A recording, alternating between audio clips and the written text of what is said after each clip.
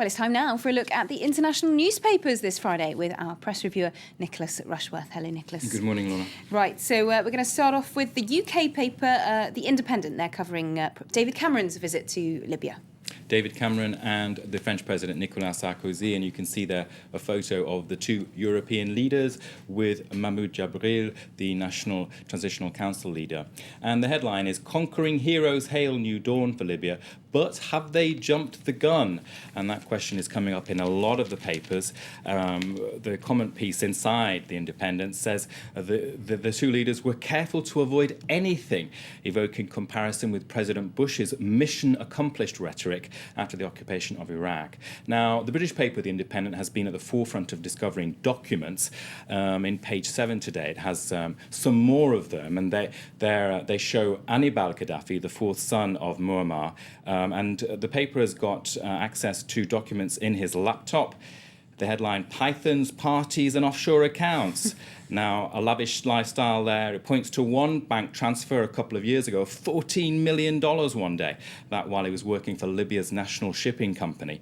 And there's a degree of eccentricity. Hannibal liked to be photoed with a python, which he borrowed from a zoo. That is an amazing photo there, isn't it? It is indeed, and it's brought to mind a bit Pythonesque about how extreme the situation got. But there is a dark side to this, because Hannibal and his wife are in Algeria at the moment, but in the past they've been accused of abusing people in their employment.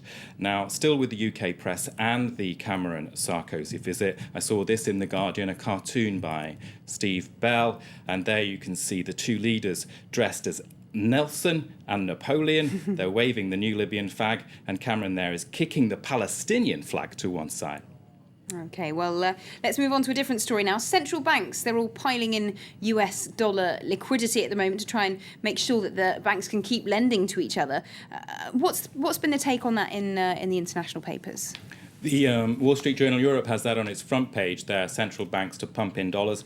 And inside it has a piece that headlines "Dollars to the European Rescue." And it opens that piece with basically central banks have brought in their Brinks trucks, you know, the van loads of money stuffed with cash. And this, of course, is all after the ratings agency Moody's downgraded two of the three biggest French banks on Wednesday. Now, the Wall Street Journal Europe is saying Europe's banks have not done enough to clean up their act. Until they do, the world lenders will treat them warily. Now, still with vast wads of cash, we've got all over the paper this morning, as we can turn to the Daily Telegraph in the UK. And here we have the rogue trader there. "I need a miracle." The rogue trader who lost 1.3 billion Kweku pounds. Adeboli is his name. And he was arrested in Ghanaian-born, 31 years of age. Daily Telegraph there saying that he was relaxed and happy, but it all went wrong. He was arrested at his desk after posting an internet message saying, "I need a miracle." I saw the cartoon on the front page of the Telegraph there. Matt, it chimes in saying, a boss saying, "I have half a mind not to give that rogue trader a bonus." So that's a couple of debates clashing there about bonuses and the excesses of the business sector. The paper The Atlantic says, well, an arrest has been made, but the damage has been done. How do banks get into this position to start with? And how can the UBS expect to be considered as a serious bank? Still, I'm going to shift slightly to still with money, but with perhaps the downside in New York, where Fashion Week is ending. I saw this piece in the International Herald Tribune, where poor models, seriously, are poor.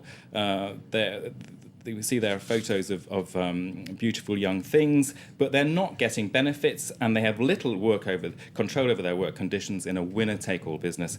And the writer there was a model. She's speaking from experience. She said she was offered dresses to go down the catwalk, and her dad said, "Well, you've got the dress, you've got $1, so you've got a coffee." Gosh, it's a tough life for fashion models, obviously. Thank you very much indeed, Nicholas, for that look at today's international newspapers.